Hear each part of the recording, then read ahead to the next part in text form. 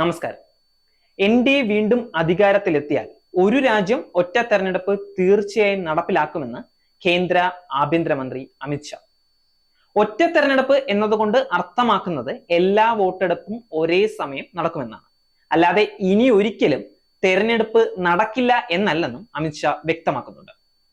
അമിത് ഷാ പറഞ്ഞ വാക്കുകൾ ഇങ്ങനെയാണ്: ഇനി തെരഞ്ഞെടുപ്പ് ഉണ്ടാകില്ലെന്നാണ് പ്രതിപക്ഷം പറയുന്നത്. തെരഞ്ഞെടുപ്പ് എങ്ങനെ അവസാനിപ്പിക്കാനാകും? ഞങ്ങൾ ഇന്ദിരാഗാന്ധി അല്ല. അടിയന്തരാവസ്ഥ ഏർപ്പെടുത്തിയത് ഇന്ദിരാഗാന്ധിയാണ്.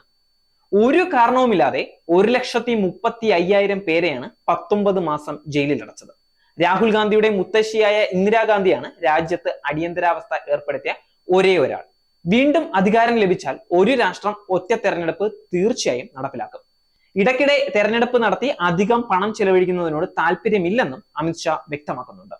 ലഭിക്കുന്ന സീറ്റുകളെ കുറിച്ചും അമിത് ഷാ പറയുന്നുണ്ട്. ഇത്തവണ NDA 400-ലേറെ സീറ്റ് നേടുമെന്നാണ് അമിത് ഷാ വ്യക്തമാക്കുന്നത്.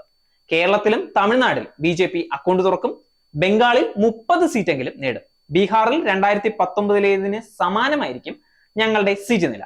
ഒഡീഷയിൽ 16 വരെയോ അതിനു മുകളിലോ സീറ്റ് നേടിയേക്കാം. തെലങ്കാനയിൽ 10 മുതൽ 12 ഇടയിലാകും സീറ്റ് നില. ആന്ധ്രാപ്രദേശിൽ 17-18 സീറ്റുകൾ നേടാനാകും. വടക്ക് കിഴക്കൻ സംസ്ഥാനങ്ങളിലും മികച്ച പ്രകടനം നടത്തുമെന്ന് അമിത് ഷാ പറയുന്നുണ്ട്. മരിച്ചവരെ നീക്കം ചെയ്യൽ അടക്കമുള്ള വോട്ടർ പട്ടിക വൃത്തിയാക്കൽ ഇത്തവണ ശരിയായി ചെയ്യാൻ കഴിയാത്തതാകും പോളിംഗ് ശതമാനം കുറയാൻ കാരണമെന്ന് അമിത് ഷാ അഭിപ്രായപ്പെട്ടു. ഗാന്ധിനഗറിലെ എന്റെ സ്വന്തം കോളനിയിൽ മരിച്ച 14 വോട്ടർമാരുടെ പേരുകൾ ഇപ്പോഴും പട്ടികയിലുണ്ട്. ഒരു പരിധിവരെ കുറഞ്ഞ പോളിംഗ് ഇതിന് കാരണമായേക്കാമെന്ന് തോന്നുന്നുണ്ട്. രണ്ടാമതായി, പല മണ്ഡലങ്ങളിലും മത്സരമില്ലെന്ന് ജനങ്ങൾ കരുതുന്നു. വടക്ക് കിഴക്ക് പടിഞ്ഞാറ് തെക്ക് ഭാഗങ്ങളിൽ യഥാർത്ഥ മത്സരമില്ല എന്ന തോന്നൽ വോട്ടിങ്ങിനെ ബാധിച്ചിട്ടുണ്ട് എന്നും അമിത് ഷാ കൂട്ടിച്ചേർത്തു.